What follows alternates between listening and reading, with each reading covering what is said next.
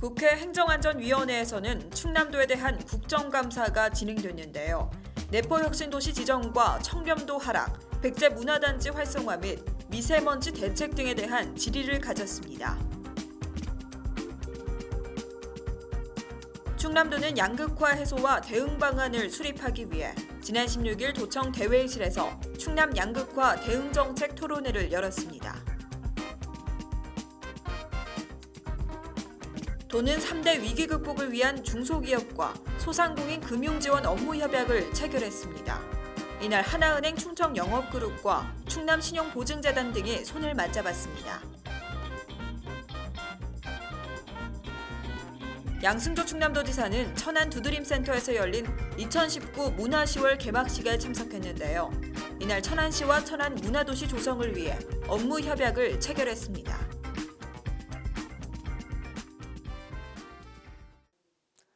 여러분 안녕하십니까? 7시 뉴스입니다. 국회에서 지난 15일 충청남도에 대한 국정감사가 진행됐습니다.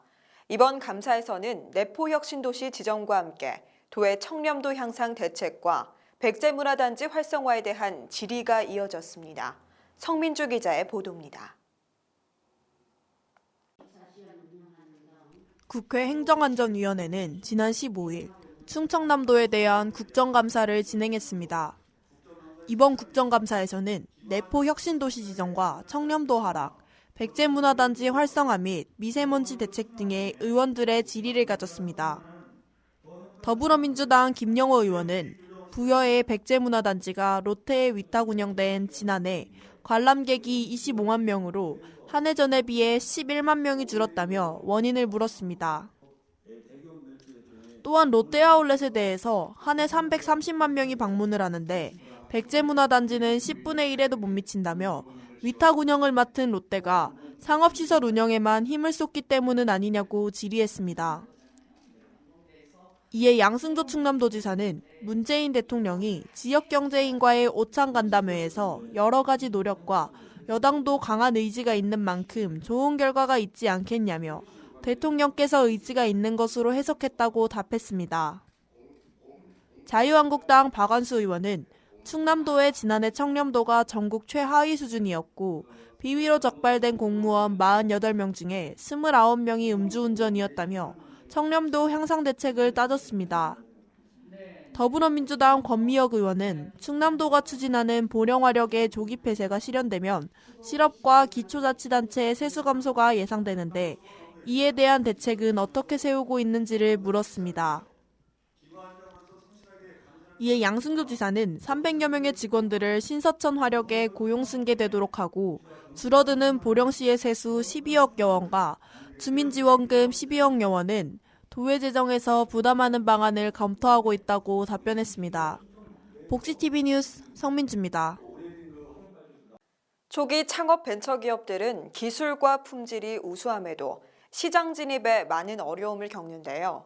이에 충남도가 도내 우수 창업 벤처기업을 대상으로 판로 지원과 공공조달 시장 진입을 촉진하기 위해 조달청과 손을 맞잡았습니다. 양승조 충남도지사와 정무경 조달청장은 지난 16일 도청에서 도내 벤처기업들의 공공시장 진출 관문인 벤처나라 등록 확대 등을 골자로 한 업무 협약을 체결했습니다. 도에 따르면 벤처나라는 기술과 품질이 우수함에도 공공조달시장 진입에 애로를 겪고 있는 초기 창업과 벤처기업의 판로 지원과 공공조달시장 진입을 촉진하기 위해 조달청이 구축한 창업 벤처기업 전용 쇼핑몰입니다. 도는 이날 체결한 협약에 따라 지역의 우수한 벤처 창업기업 상품을 발굴하고 벤처 창업 혁신 조달 상품 홍보 등을 지원합니다. 조달청은 도에서 추천한 상품에 대해 벤처 창업 혁신 조달 상품을 심사 지정하고 후보 상품에 대한 기술과 품질을 평가하는 역할을 맡습니다. 또한 나라장터 엑스포 전시회 등을 통한 상품을 홍보하는 동시에 벤처 창업 혁신 조달 상품에 공공조달 시장 진입 및 판로 등을 지원합니다. 양승조 충남지사는 이번 업무 협약은 벤처 창업기업 성장의 발판을 마련해 국내 경제 자립에도 도움이 될 것으로 기대한다며 도내 많은 기업이 벤처나라에 등록하고 공공조달시장에 진입할 수 있도록 유관기관과 적극 협력하겠다고 전했습니다. 도는 이번 협약을 통해 도내 벤처 창업기업의 조달시장 진출과 초기 시장 확보를 통해 성장 기초를 마련할 것으로 기대됩니다. 도가 소득과 고용, 복지 등 다양한 분야에서 확산하는 양극화 문제에 적극 대응하기 위해 전문가들과 머리를 맞댔습니다. 이 소식을 박병철 기자가 전합니다. 충청남도는 지난 16일 도청 대회의실에서 양승조 도지사를 비롯한 성경룡 경제인문사회 이사장, 도의원 및 도 정책자문위원 등 200여 명이 참석한 가운데 충남 양극화 대응 정책토론회를 개최했습니다. 이번 정책토론회는 도가 추진 중인 양극화 해소 대응 방안을 수립하는 과정에서 전문가의 의견을 청취 및 정책 대안을 모색하기 위해 마련됐습니다. 토론회는 성 이사장이 불평등의 현황, 원인, 대책을 주제로 기조 강연했고 양극화 대응 전략 수립 상황 보고와 양극화 해소 대응 방안 연구 용역 진행 상황 보고, 종합 토론 순으로 진행됐습니다. 성 이사장은 상연을 통해 미국과 한국 사회의 불평등을 설명하는 이론, 불평등 경제 사회적 결과, 불평등을 축소하기 위한 대책 등을 설명했습니다. 충남의 경제사회 구조 변화와 양극화 영역을 진행한 충남연구원은 충남의 경제 양극화 실태와 변화, 양극화 요인에 대한 충남의 여건, 인구 고용 분석을 통한 향후 전망, 양극화 대응을 위한 정책 방향과 과제 등을 발표했습니다. 충남 사회 양극화 진단과 대응 방안에 대해 용역을 진행해온 충남 여성 정책개발은 주요 지표 분석 내용과 주요 지표 분석 결과, 주요 정책적 시사점, 정책 과제 등을 제시했습니다. 한편 도는 이날 토론회에서 제시된 다양한 의견을 종합해 도민 설문조사와 중간보고회 등을 거쳐 최종 보고회 전까지 현실적인 양극화 대응 중점 과제를 발굴할 방침입니다. 복지TV 뉴스 박병철입니다. 우리의 문화재를 체계적으로 보존하기 위해 마련된 수덕사 유물전시관은 도의 대표적인 문화자원이자 관광 경쟁력인데요. 더 효율적인 유물 관리를 위한 건축 사업을 추진한다고 밝혔습니다. 양승조 충남도지사는 지난 17일 예산군 덕산면 수덕사 경내 유물전시관 건축 현장에서 열린 상량식에 참석했습니다. 상량식은 건물의 공재가 거의 완성된 단계에서 대들보 위에 대공을 세운 후 최상부 부재인 마룻대를 올릴 때 축원문이 적힌 상량문을 봉안하는 의식입니다. 덕승총립 수덕사와 근역성보관에서 주관한 이번 수덕사 유물전시관 상량식에는 양지사와 조계종 총무원장, 국회의원, 도의장, 도의원 등 100여 명이 참석했습니다. 소중한 문화재를 체계적으로 보존하고 불교 가치를 널리 알리기 위한 수덕사 유물전시관은 본사 및 82개 말사에서 관리 중인 유물 3,500여 점의 효율적인 관리를 위해 지난해 4월 착공을 시작했으며 오는 2021년 6월 사업을 완료할 계획입니다. 양승조 지사는 저출산과 고령화, 양극화 등 시대의 과제를 해결하는 데 불교의 가르침을 되새기며 최선을 다할 것이라며 훌륭한 불교 문화를 좀 더 대중화하고 세계화해 소중한 문화자원으로서의 가치를 높이고 관광 경쟁력을 높이는 토대로서도 적극 활용하겠다고 전했습니다. 충남도가 중소기업 소상공인을 대상으로 금융지원 확대를 통한 경영 안정을 돕기 위해 자리를 마련했는데요. 지난해에 이어 KB하나은행 충청영업그룹, 충남신용보증재단과 함께 업무 협약을 체결했습니다. 보도에 성민주 기자입니다. 충청남도는 지난 17일 도청 상황실에서 미니농 하나은행 충청영업그룹 대표, 유성준 충남신용보증재단 이사장과 충청남도 3대 위기 극복을 위한 중소기업 소상공인 금융지원 업무 협약을 체결했습니다. 중소기업과 소상공인의 경영난이 심화되고 있는 가운데 체결한 이번 협약은 저출산과 고령화, 양극화 등 3대 위기 극복을 위해 행정과 공공, 민간기관이 힘을 모았다는 점에서 의미가 컸습니다. 협약에 따르면 하나은행 충청영업그룹은 충남신보에 15억 원의 보증재원을 특별 출연합니다. 충남신보는 이를 바탕으로 도내 중소기업 소상공인에게 특별 출연금의 15배인 225억 원의 신용보증을 지원합니다. 도는 중소기업 소상공인 대출이자를 최고 2.5%까지 지원하게 됩니다. 이번 협약에는 또 신용보증 지원 대상의 확대, 0.2%포인트 추가 보증료 감면, 보증심사 완화 등 우대 혜택에 대한 내용도 담았습니다. 한편 지원 대상은 하나은행 충청영업본부 및 충남신보가 추천하는 도내 중소기업 소상공인입니다. 복지TV 뉴스 성민주입니다. 우리 도에서는 공정한 경영 의무 이행의 가치를 높이고 3대째 성실한 복무 의무를 다한 가문에 감사를 표하기 위해 병역 명문가 사업을 추진하고 있습니다. 도는 지난 18일 이번에 선정된 곽기종 씨의 가문에 방문해 문패를 전달했습니다. 양승조 충남지사는 지난 18일 천안시 병천면에 거주하는 곽기종 씨 가문을 찾아 정복양 대전 충남지방병무청장과 함께 병역 명문가 문패를 달아드렸습니다. 이날 열린 행사는 도내에서 3대가 성실히 현역 복무를 마친 가문의 집에 병역 명문가 문패를 달아드리는 것으로 공정한 병역 의무 이행의 가치를 높이기 위해 마련됐습니다.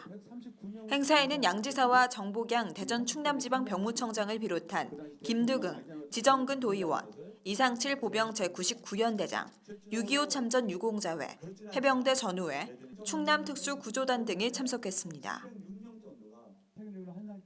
이날 문패를 전달받은 곽기종 씨 가문은 3대에 걸쳐 가족 9명이 총 220개월의 군복무를 마친 병역 명문가입니다. 특히 일대인 곽 씨는 6.25 전쟁에 참전해 전령으로 복무하면서 참혹한 전쟁터를 누비고 각급 지휘관들에게 서신을 전달하며 원활한 전투작전 수행을 도모하는 등 국가에 공헌한 바가 큽니다.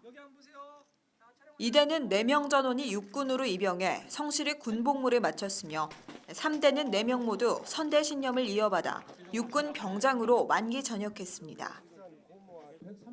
한편 병역 명문가는 3대 가족 모두가 현역 복무 등을 성실히 마친 가문이며 병역이 자랑스러운 대한민국을 만들기 위해 매년 대전 충남 지방병무청에서 선정하고 있습니다. 문화는 도시의 정체성이자 그 도시를 대표하는 이미지인데요. 지난해 문화예비도시로 지정된 천안시가 문화10월 개막식을 갖고 시의 브랜드 가치를 위한 업무 협약을 체결했습니다. 박병철 기자가 보도합니다. 양승조 충남지사는 지난 18일 천안 두드림센터에서 열린 2019 문화10월 개막식에 참석해 천안시와 천안문화도시 조성을 위한 업무협약을 체결했습니다. 양지사와 구본용 천안시장, 문화도시 사업 참여자, 도민 등 100여 명이 참석한 가운데 열린 이번 행사는 영상물 감상, 업무협약 체결, 축하공연, 전시 투어 등의 순으로 진행됐습니다. 이날 개막식에서 업무협약을 체결한 양 기관은 천안시가 문화도시로 선정될 수 있도록 행재정적 협력을 강화하고 문화도시 천안 도시브랜드 가치 홍보를 공동 추진할 계획입니다. 문화도시는 지역별 특색 있는 문화자원을 활용해 문화 창조력을 강화할 수 있도록 지역문화진흥법으로 지정된 도시를 말하며 천안시는 지난해 예비도시로 선정된 바 있습니다. 현재 충남문화산업진흥원은 2015년부터 천안 원도심 일대를 중심으로 추진해온 천안시 문화특화 지역 조성 사업의 성과와 경험을 바탕으로 문화도시 예비사업을 실시하고 있습니다. 특히 시민의 문화자 주권이 실현되는 문화도시 천안이라는 구호 아래 천안 문화도시의 목표인 링크를 전략적으로 추진 중입니다. 한편 천안시와 충남문화산업진흥원이 주관하는 2019 문화10월 행사는 링크의 의미 찾기를 주제로 올해 천안 문화도시 예비사업에 참여한 시민들의 작품을 선보이며 오는 20일까지 천안시 일대에서 펼쳐집니다. 복지TV 뉴스 박병철입니다. 천안시에서는 학생들의 동아리 활성화를 위해 올해로 8년째 학생 동아리 대축제를 이어오고 있습니다. 올해도 학생들의 꿈과 길을 마음껏 펼칠 수 있는 자리를 마련했습니다. 충청남도 천안교육지원청은 지난 10일과 11일 이틀간에 걸쳐 천안 충남학생교육문화원에서 제8회 천안학생 동아리 대축제를 열었습니다. 45개 학교 공연 프로그램에 800여 명이 참가한 이번 축제는 지역 초중고교에서 1년간 동아리 활동을 통해 갈고 닦은 학생들의 꿈과 끼를 발휘하기 위해 마련됐습니다. 축제 기간에는 학생들이 뮤지컬과 댄스, 밴드를 비롯해 클래식 공연 등을 통해 실력을 선보였습니다. 전시 부문에는 14개 학교가 참여해 1년 동안 학생들이 동아리 활동을 통해 만든 작품들을 전시했습니다. 이와 함께 14개의 체험 행사를 운영하며 학교 동아리에서 배운 실력을 서로 나누는 프로그램을 펼쳤습니다. 앞서 성공적 축제를 위해 천안 오성고 조영종 교장을 단장으로 학생 36명이 봉사단을 발족해 이번 행사 기간 자원봉사활동을 진행했습니다. 가경신 교육장은 학생들이 꿈과 끼를 나누며 서로 하나 되고 동갑에서 감동으로 퍼져나간 동아리 활동 대축제에 많은 박수와 격려를 부탁드린다고 전했습니다. 한편 천안학생 동아리 대축제는 학생들의 동아리 활성화를 위해 지난 2012년에 처음 실시해 올해로 8년간 이어지고 있습니다. 2주의 복지 소식 전해드립니다. 휠체어를 이용하는 장애인도 앞으로 고속버스를 탈 수 있게 됩니다. 국토교통부는 오는 28일부터 휠체어 탑승 설비를 장착한 고속버스가 3개월 정도 시범 운행된다고 밝혔는데요. 휠체어 탑승 설비는 휠체어 전용 승강구와 승강장치, 가변형 슬라이딩 좌석, 휠체어 고정장치 등이며 오는 21일부터 예약이 시작되고 서울에서 부산, 강릉, 전주, 당진으로 오갈 수 있습니다. 다만 아직 10대밖에 운영되지 않는 적은 대수와 4개 노선으로 한정해 놓은 도착지 등이 한계로 지적되고 있습니다. 중고령 장애인을 위한 복지 서비스 확대가 필요하다는 주장이 제기됐습니다. 지난해 기준 내부 장애인의 경우 50세 이상 비율이 93.3%로 가장 높았는데요. 더불어민주당 윤일규 의원은 한국장애인개발원으로부터 제출받은 자료 분석을 통해 내부 장애인의 대다수가 50세 이상 중년층이라고 밝혔습니다. 하지만 이들은 65세 미만으로 노인복지법의 대상에 포함되지 않아 필요한 서비스를 제공받지 못하는 복지 사각지대에 놓여 있는 실정인데요. 이에 윤 의원은 복지 사각지대에서 소외받는 이들이 없도록 중고령 장애인 지역사회 투자사업, 장애인 복지 서비스 등의 서비스 지원체계 구축 마련 등 중고령 장애인에 대한 정책 마련이 시급하다며 정부의 빠른 대응을 촉구했습니다. 한국장애인단체 총연합회는 오는 29일 오후 2시 이룸센터 누리홀에서 장애인 등 관광약자를 포괄한 한국관광안내표지 표준디자인 가이드라인 개정을 위한 토론회를 개최합니다. 현재 가이드라인에는 장애인 등 관광약자에 대한 고려사항으로 노약자, 장애인의 이용을 고려하여 계단이나 경사로 등에 설치 않는 원칙만 규정돼 있는데요. 이로 인해 관광약자의 안내 표지판 접근성이 담보되지 않고 정보를 얻는 데 어려움이 많습니다. 이에 이번 토론회에서는 관광약자가 겪는 정보차별과 일상생활에서 흔히 접하는 안내와 해설, 명칭 표지판 등의 한계성을 검토하고 필요한 요인에 대해 논의할 예정입니다. 한국장애인개발원 충청남도 발달장애인 지원센터는 충남지방경찰청 소속 발달장애인 전담경찰관을 대상으로 발달장애인 전담조사 과정 및 권리구제 지원 이해 교육을 실시했습니다. 이번 교육은 발달장애인에 대한 이해와 권리에 대한 인식을 새롭게 해 발달장애인 범죄 사건 발생 시 적극적으로 동참할 수 있는 계기 마련을 위해 준비됐습니다. 이외에도 충남발달센터는 발달장애인 대상 범죄 발생 시 사법 절차 지원 및 현장 조사와 보호, 발달장애인 생애주기에 따른 개인별 지원 계획 수립과 부모 교육 지원 사업, 방과 후 활동 서비스 지원 사업 등을 수행하고 있습니다. 다음 달 1일부터 직장 어린이집 설치 의무를 이행하지 않은 사업장에 대해 이행 강제금이 50%까지 가중 부과됩니다. 현재 연간 최대 2억 원의 이행 강제금을 부과하고 있으나 앞으로는 연간 최대 3억 원까지 이행 강제금이 부과돼 직장 어린이집 설치 의무 이행을 촉진할 것으로 기대되는데요. 보건복지부는 직장 어린이집 미이행 사업장에 부과하는 이행 강제금 가중 부과 세부 기준을 정한 영유아 보육법 시행령 일부 개정령안이 22일 국무회의에서 의결되었다고 밝히고 이번 이행강제금 가중부과를 통해 직장 어린이집 설치 의무 미이행 사업자에 대한 이행강제금 제도의 실효성 증진과 함께 설치 의무 이행을 유도해 나갈 계획이라고 밝혔습니다. 유엔 장애인권리협약 NGO연대는 오는 28일 여의도 이룸센터 이룸홀에서 유엔 장애인권리협약 민간보고서 공청회를 개최합니다. 이번 공청회는 NGO연대가 작성한 장애인권리협약 민간보고서 초안을 공유하고 장애계와 학계, 법률가 그룹 등의 의견을 수렴하는 자리로 마련되는데요. 특히 장애등급제 폐지 이후에 시설장애인의 탈시설과 자립지원 방안, 장애아동과 장애여성에 대한 정책의 부재 등을 중점으로 각 부문에 담긴 장애 이슈를 상세히 소개할 예정입니다. 환경적인 영향으로 관광활동에 제약을 받는 관광약자. 최근에는 정부 및 지자체에서 관광산업 활성화를 주도하며 무장애 관광에 대한 관심이 높아지고 있습니다. 무장애 관광의 목적은 장애인과 노약자, 임산부, 영유아 동반 등이 관광과 문화를 공유함에 있어 차별받지 않도록 하는 데 있는데요. 이에 한국 접근 가능한 관광 네트워크에서는 국내 처음으로 무장애 관광 인식 개선 교육 전문 강사 양성 과정을 진행합니다. 교육 프로그램을 이수한 사람에게는 교육 이수증과 강의 연계 등 무장애 관광 강사로 활동 예정이며 교육 신청은 오는 31일 오후 6시까지 접근 가능한 관광 네트워크 페이지를 통해 확인 후 전자우편으로 접수하면 됩니다.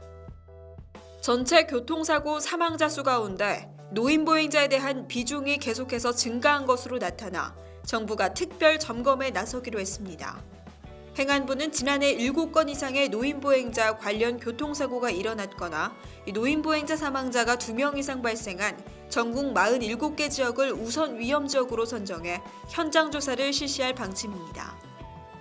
점검단은 이들 지역을 대상으로 현장 점검을 실시하고 교통안전시설 진단과 위험 요인 등을 분석해 현장별로 맞춤형 개선 방안을 마련할 예정입니다. 오늘은 우리 땅 독도가 고유한 대한민국의 영토임을 알리고 수호지를 나타내기 위해 정해진 독도의 날입니다. 매년 10월 25일 독도의 날은 대한제국 칙령 제41호를 기념하고 일본의 영유권 야욕으로부터 대내외적으로 독도가 대한민국 영토임을 천명하기 위한 날인데요. 독도의 역사를 이해하고 아는 것은 일본의 독도 영유권 주장이 잘못된 것임을 증명하는 데 매우 중요하다고 할 수 있습니다. 우리의 땅 독도, 앞으로도 우리 모두가 지속적인 관심을 갖고 잘 지켜나가야 합니다. 7시 뉴스를 마칩니다. 시청해주신 여러분 고맙습니다.